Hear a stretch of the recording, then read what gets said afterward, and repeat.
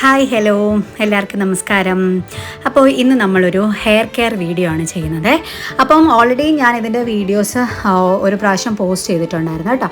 അപ്പം എന്നോട് ഏറ്റവും കൂടുതൽ ആൾക്കാർ ചോദിക്കുന്ന ഒരു കാര്യത്തിലൊന്നാണ് എന്താണ് ഹെയർ കെയർ ടിപ്പ് എന്നുള്ളത്.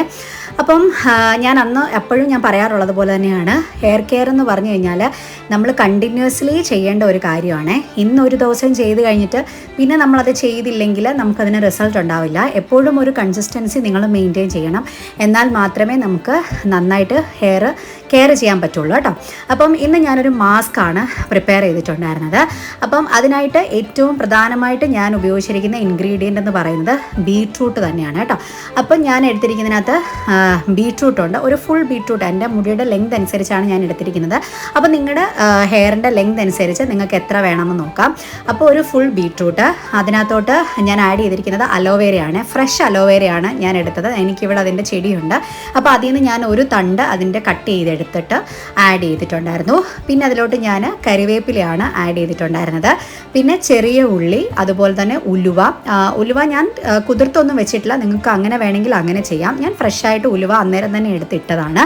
പിന്നെ നിങ്ങൾക്കത് ഓപ്ഷണലാണ്, ഇത് വേണമെങ്കിൽ ആഡ് ചെയ്യാം, അല്ലെങ്കിൽ നിങ്ങൾക്ക് ഒഴിവാക്കാം, പ്രശ്നമൊന്നുമില്ല. ഞാൻ ആഡ് ചെയ്തിട്ടുണ്ടായിരുന്നത് നമ്മുടെ ചോറാണ്, സാധാരണ നമ്മൾ കഴിക്കുന്ന ചോറ്. അതാണ് ഞാൻ ഒരു സ്പൂണും കൂടെ ഇതിനകത്തോട്ട് ആഡ് ചെയ്തിട്ടുണ്ട്. അതാണ് ഞാൻ പറഞ്ഞത് ഓപ്ഷണലാണ്, നിങ്ങൾക്ക് വേണമെങ്കിൽ ആഡ് ചെയ്യാം, അല്ലെങ്കിൽ ആഡ് ചെയ്യാതിരിക്കാം. നമ്മൾ എന്തൊരു മാസ്കും ഹെയറിൽ അപ്ലൈ ചെയ്യുന്നതിന് മുമ്പ് തന്നെ നന്നായിട്ട് ഹെയർ അതിലെ ചെടക്കൊക്കെ കളഞ്ഞ് നന്നായിട്ട് ചീകി വൃത്തിയാക്കണം. പിന്നെ അതിനുശേഷം നിങ്ങൾ ഏത് ഓയിലാണോ യൂസ് ചെയ്യുന്നത് ആ ഓയിൽ കുറച്ച് ഒന്ന് ഹെയറിൽ അപ്ലൈ ചെയ്തതിന് ശേഷം വേണം നിങ്ങൾ മാസ്ക് ഇടാനായിട്ട്. അപ്പോൾ ഞാൻ ഈ തയ്യാറാക്കി വെച്ചിരിക്കുന്ന ഇതെല്ലാം നന്നായിട്ട് പേസ്റ്റാക്കി നന്നായിട്ട് അരച്ചെടുക്കണം. അതിനുശേഷം ഞാനിത് എൻ്റെ ഹെയറിലോട്ട് ഡയറക്റ്റായിട്ട് അപ്ലൈ ചെയ്യുമായിരുന്നു. എല്ലാം ഹെയറിൻ്റെ എല്ലാ പോർഷനിലോട്ടും അതിൻ്റെ റൂട്ടിലോട്ടും എല്ലാം ഞാൻ നന്നായിട്ട് ഇത് അപ്ലൈ ചെയ്തു.